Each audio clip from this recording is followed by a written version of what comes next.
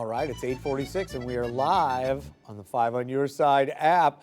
Figure skating. It might feel like, a modern Olympic spectacle, but its roots stretch back thousands of years, and that history is on display right here in St. Louis.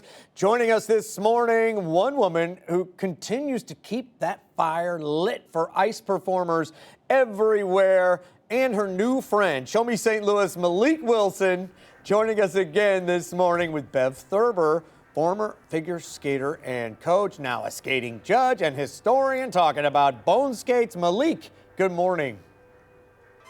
Good morning, Paul and the Tissel crew again. Thank you guys for having me with you. Again, it's so exciting just to bring some good excitement around U.S. figure skating and bringing you guys history that's right here in our backyard. Bev, let's kick things off or skate things off with the skate here that was designed and manufactured right here in St. Louis. Yeah, so this skate here was made by the Shapley Hardware Company, which was right here in St. Louis, started in 1843, and this 1843. skate, now this skate though is probably from the 1920s or so about 100 years old.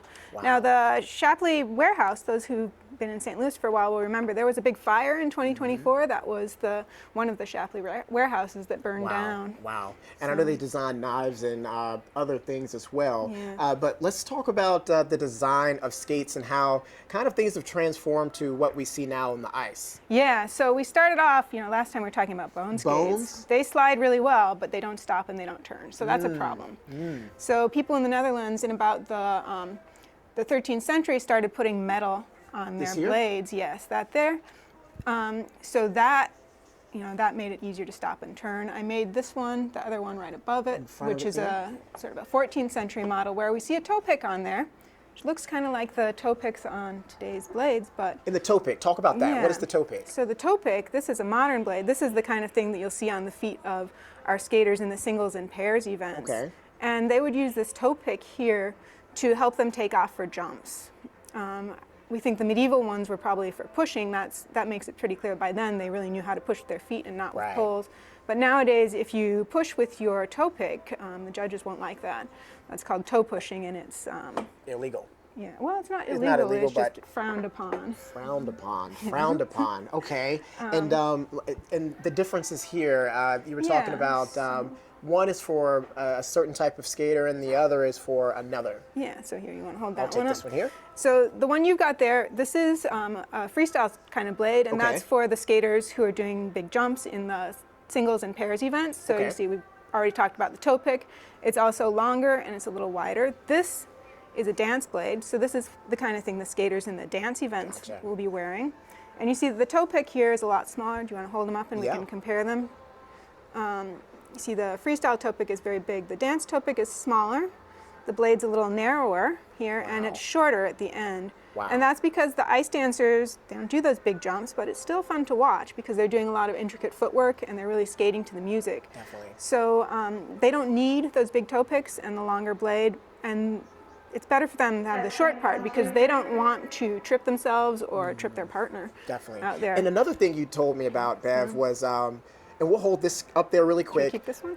My fear was, well, not even a fear because I'm not out there, but watching the skaters when they're being thrown in the air or when they're going in the air, like how do you land and successfully just look like it was flawless? You mentioned how they land. So here, can we put this on the table somehow? So when you land a jump, let's get it up there. When you land a jump, you want to land with the blade about like that. Gotcha. So you're forward, not all the way up on the toe, but just sort of with this bottom toe in the ice for stability. That is like half an inch. And then you kind of rock back. That's like half an inch, Bev. How does that work? Yeah, so you land about there, and then you'll just rock back and see it's longer, so it's stable in the back. And then you do a nice long glide out of the jump. Bev, that is insane. And I know we have about 30 seconds here tonight at 4 p.m. Session 3 will be rhythm dance. So in 30 seconds, explain what that is. So the rhythm dance is, we talked about the short and long programs earlier. The rhythm dance is Ice Dance's answer to the short program. Gotcha. So the skaters are assigned a rhythm, and then they do their choreography to that particular rhythm. Gotcha. Awesome. Well, Bev, we thank you so much. Paul, I'm going to send it back to you guys in studio tonight. Well, tonight. this morning later on, it feels like it's early morning. This morning at 10 a.m. on Show Me St. Louis, we're going to be back out here on the ice, diving into some of the things that folks can do, including check out some of these awesome artifacts that Bev has over at the library in Central Library in downtown St. Louis. So we're excited about that. But I'm going to send it back to you guys in the studio, Paul. Thank you.